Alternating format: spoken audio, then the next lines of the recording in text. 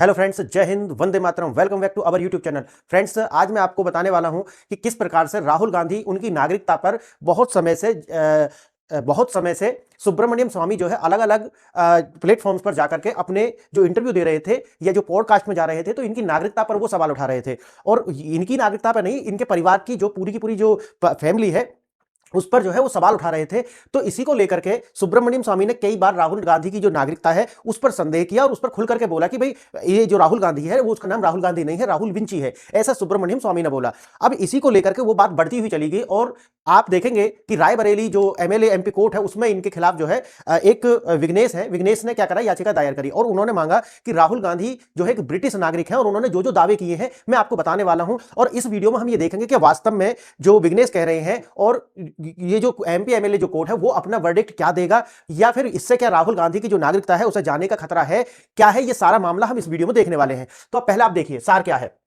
राहुल गांधी की नागरिकता पर विवाद। आरोप क्या है? आरोप यह है कि ब्रिटिश नागरिक होने का दावा उन्होंने जो याचिका दायर की है उसमें इन्होंने कहा है कि राहुल गांधी पर भारतीय नागरिक न होकर ब्रिटिश नागरिक होने का आरोप है। राष्ट्रीय सुरक्षा को खतरा। याचिका में उन पर देश के टॉप सीक्रेट्स दुश्मन देशों को साथ होने का आरोप उन्होंने लगाया है। यूके में कंपनी और अलग नाम। उन्होंने बताया कि राहुल गांधी का जो नाम है राहुल गांधी नहीं बल्कि राहुल विंची है और जो उनके क्योंकि जो डायरेक्टर है कंपनी के उसी नाम से ये उल्लेख भी है। सबूत और कानून कार्रवाई। रायबरेली कोर्ट में याचिका दायर। याचिकाकर्ता विघ्नेश सिसर ने कोर्ट में दस्तावेज सबूत पेश किए।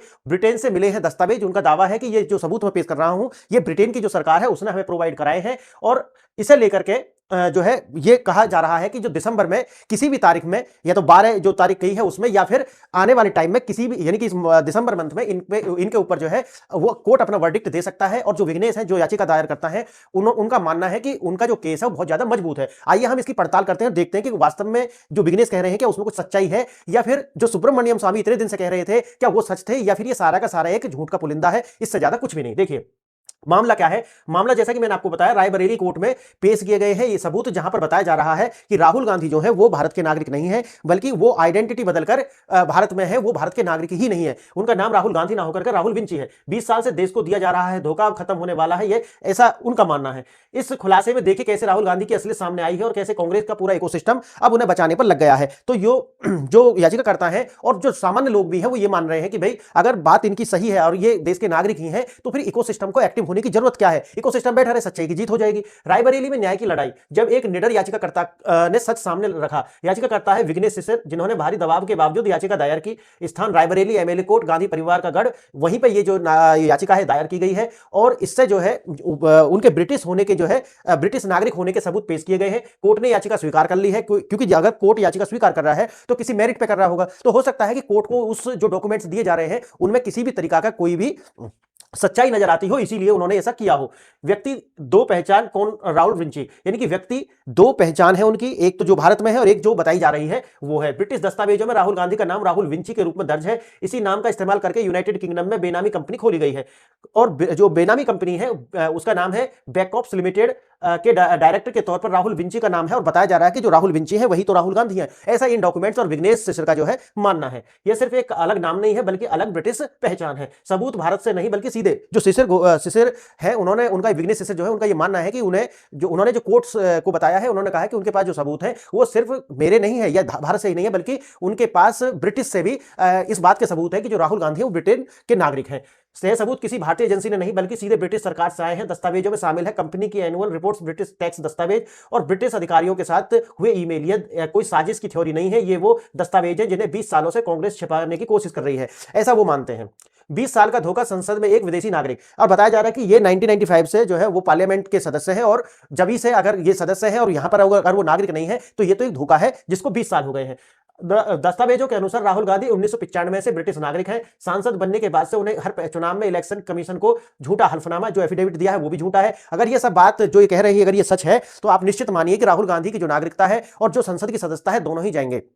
ठीक है, लेकिन मैं आपको चीज बता देता हूं कि ये इतना आसान है नहीं। यानी कि राहुल गांधी को सजा होना या उनकी नागरिकता और ये जाना आसान नहीं है, क्योंकि अगर ये बात सच भी है, मैं एक पॉइंट को मान भी लूं कि अगर ये बात सच भी है तो बीजेपी ऐसा होने नहीं देगी। समझिए इसे। क्यों? क्योंकि बीजेपी का एक तो अपना है कि भाई उनको राहुल गांधी और कांग्रेस को जब तक जिंदा रखना है जब तक वो सत्ता में पूरी तरीका से पूरे भारत में लोगों का जो विश्वास है वो जीत नहीं लेते। और दूसरी चीज ये है कि ऑलरेडी जो भाजपा सरकार है वो पॉलिटिकल वेंडेटा से बचना भी चाहती है कि भाई वो चीज दिखनी नहीं चाहिए, नहीं तो इससे सिंपैथी जो है पैदा हो जाएगी। जाएगी, तो ये भी नहीं चाहती। तो वैसे तो जब सुब्रमण्यम स्वामी इतने टाइम से कर ही रहे हैं, अगर इस बात में ज्यादा जान भी होती तो जाकर के वो कोर्ट जाते, समझ गए ना, कोर्ट जाने के बाद में इस बात के आगे करते और सरकार इसमें जो अपना पक्ष रखती, लेकिन ऐसा हुआ नहीं है। अब इसीलिए माना जा रहा है कि ये असलियत से ज्यादा हो सकता है कि ये सिर्फ एक गुमराह करने के लिए ऐसा किया जा रहा है, ताकि जो देश में एक माहौल बने और जो राहुल गांधी यानी कि कांग्रेस को लीड वो कर रहे हैं और आगे यूपी में भी चुनाव है, वेस्ट बंगाल में भी चुनाव है, तो हो सकता है कि उसके लिए भी ये हो रहा हो।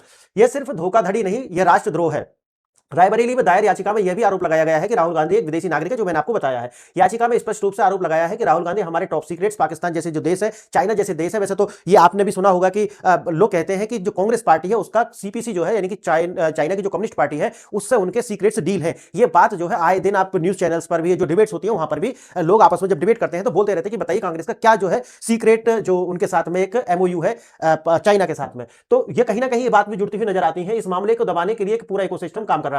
सुप्रीम कोर्ट और हाई कोर्ट दोनों ने इस संवेदनशील मामले को लेने से इंकार कर दिया। बिके हुए जज, ऊंचे पदों पर बैठे जज, ये तो आप जानते होंगे कि किस तरीका से, अभी तो खैर सीजीआई सूर्यकांत आ गए हैं, उन्होंने आने के बाद में बात तो करी है, लेकिन जनवरी में आने वाले जो जनवरी है उसमें उन्होंने इसको लेकर के कदम उठाने की बात कही है कि भाई हमारे यहां पर जितने भी मामले आएंगे वो पर्ची सिस्टम नहीं लगेगा बल्कि रोस्टर से होगा। अब रोस्टर से वही मामले सामने पहले आएंगे जो सबसे ज्यादा जरूरी है, ना कि कोई पद जो वकील जो है, जो जिन्हें कहते हैं ना कि भाई कुछ ऐसे 3-4 वकील हैं जिन्होंने पूरी न्यायपालिका को अपनी मुट्ठी में दबाया हुआ है, चाहे तो वो कपिल सिब्बल हो चाहे प्रशांत भूषण हो, ठीक है, इस तरीका के जो लोग हैं, वो अभिषेक मनु सिंह भी हैं, ऐसे और भी बहुत सारे लोग हैं जो ऐसा मानते हैं कि जिनकी जो पहुंच है वो जजों तक होती है और ये जो है मामले जो है कोई अगर पावर का पैसा का है तो वो सबसे पहले सुनवाई उसकी हो जाती है। ऐसे आरोप लगते रहे हैं सुप्रीम कोर्ट पर, लेकिन बात यह है कि अभी जो है ऐसा मानते हैं कि भाई इसमें कुछ हो नहीं सकता, क्योंकि ऐसे जज अभी भी, ऐसे वकील जो है अभी भी बैठे हुए हैं। वकीलों की फौज, कपिल सिब्बल जैसे वकील रातों रात कोर्ट खुलवा करके उन्हें बचा सकते हैं। मैंने आपको बताया कि इस मामले में होगा क्या, ये तो आने वाला टाइम ही डिसाइड करेगा और इस बात में सच्चाई क्या है ये भी कोर्ट डिसाइड करेगा। लेकिन जो पर्सपेक्टिव जो सिसर है उनका मैं आपको बता रहा हूं कि ये चल क्या रहा है और इसकी सच्चाई तो कोर्ट ही डिसाइड करने वाला है। कोर्ट में गुंडागर्दी जब 100 वकीलों के जज पर दबाव बनाया, लेकिन हमारे यहां पर आप देख रहे होंगे कि अभी जो जज है सुब्रमण्यम मद्रास हाई कोर्ट के, उन्होंने जो है एक दीपम उत्सव जो तमिलनाडु में देवता जो मुरुगन है उनके वहां पर होता था, उसको लेकर के अपना वर्डिक्ट दिया कि दीपम होना चाहिए। लेकिन उसी को लेकर के भारत के 120 सांसद जो कि इंडिया अलायंस या उनके इर्द गिर्द के जो दल है वो लेकर के आगे कि हम महाभियोग चलाएंगे, जब आप भी जानते हैं कि महाभियोग से भारत के किसी भी जज को हटाना इम्पॉसिबल टाइप का है। लेकिन वो ऐसा करते क्यों है? वो करते हैं सिर्फ अपनी जो ऑडियंस है, जो उनके वोटर हैं, जो भारत में इलीगल तरीका से रह रहे हैं और एसआईआर में उनकी छटनी हो रही है, हो सकता है कि उन्हें वो अपीज करने के लिए ऐसा करते हो कि देखो हम तुम्हारे साथ हैं, समझ गए, ये हो सकता है। मामले को रोकने के लिए कांग्रेस ने रायबरेली कोर्ट में 100 से ज्यादा वकीलों की फौज जो है खड़ी कर दी है। और जो मैंने उस दिन भी बताया था आपको, एक वीडियो मैंने बनाई थी उसके इन्हीं के ऊपर बनाई थी। एक जज जो चट्टान की तरह खड़े रहे, ये वही उन्हीं की बात हो रही है कि जो 100 वकील, जो 100 सांसद जो थे और इंडिया अलायंस के जो नेता थे जो महाभियोग लेकर आए थे, उन्होंने कहा था कि मैं कोई ऐसा हाय नहीं हूं जो मैं कहूं कि हे ईश्वर इन्हें माफ कर देना क्योंकि ये नहीं जानते कि क्या कर रहे हैं। इस तरीका का स्टेटमेंट जो है स्वामी जी ने दिया था उस टाइम पे, तो ये उसी की बात को दोहरा रहे हैं। अब बात यह है कि दिसंबर में जिस तरीका की कार्रवाई, अगर बात आती है इसकी कि जो कार्रवाई जो एमपी एमएलए कोर्ट जो करेगा, क्या वास्तव में वो कोई ऐसा निर्णय दे सकता है कि जिससे जो राहुल गांधी का जो मुखौटा है, जो तथाकथित ये बोल रहे हैं कि राहुल गांधी का एक मुखौटा है जो राहुल गांधी वाला है और उसके पीछे का जो चेहरा है वो राहुल विंची वाला है, क्या ये मुखौटा टूट जाएगा? क्या ऐसा हो सकता है? जो कि मैंने आपको बताया ऐसा बिल्कुल नहीं होगा, ना तो 2025 में होगा, ना 29 में होगा, ना 30 में होगा। ये बातें चलती रहेंगी और ये बात चलने का जो मुख्य कारण है वो मैंने आपको बताया है कि चुनाव आएंगे और बीजेपी चाहे तो, अगर इस बात में सच्चाई है तो ये तो 1 साल का भी मामला नहीं है। लेकिन हमारे यहां पर समस्या क्या है? समस्या यही है कि जो पॉलिटिकल जो वेंडेटा की जब हम बात करते हैं वो सुनाई तो देता है लेकिन वो होता नहीं है, समझ गए? यानी कि आप मुझे सहलाओ और मैं आपको सहलाऊं, इस टाइप का जो है भारत में चलता रहा है और अभी भी जो कहीं तक ये आपको देखने के लिए मिल जाएगा।